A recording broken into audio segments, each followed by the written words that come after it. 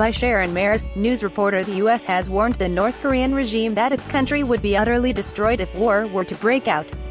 Hours after the isolated states' latest ballistic missile test, the U.S. ambassador to the UN urged all countries to cut diplomatic and trade ties with Pyongyang. At an emergency meeting of the UN Security Council, Nikki Haley said, "We have never sought war with North Korea, and still today we do not seek it." New video of Kim at latest missile launch. If war comes, it will be because of continued acts of aggression like we witnessed yesterday. And if war comes, make no mistake, the North Korean regime will be utterly destroyed.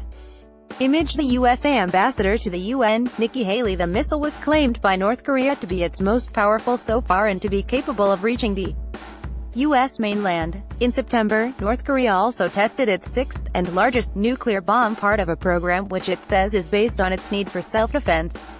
The U.S. and South Korea are due to hold military exercise in December.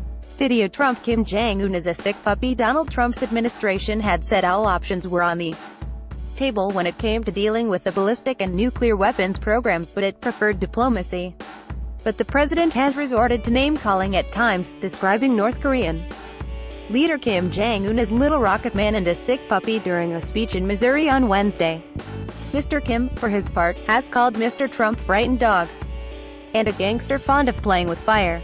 Video. 22 times Trump took on North Korea on Wednesday. Mr. Trump wrote on Twitter that he had talked with President Xi Jinping of China about additional major sanctions against North Korea. Ms. Haley said that the U.S. had asked China to cut its supply of oil to the communist nation.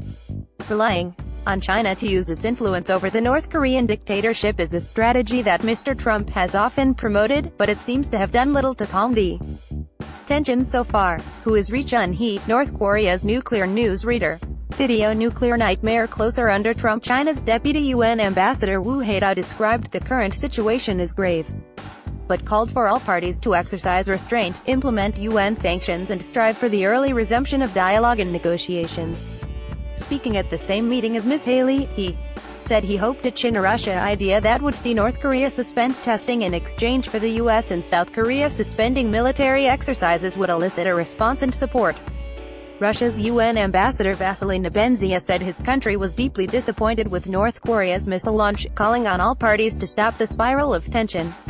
North Korea has said its missile earlier this week reached a height of 2,780 miles and flew 590 miles during the 53 minutes it was in the air.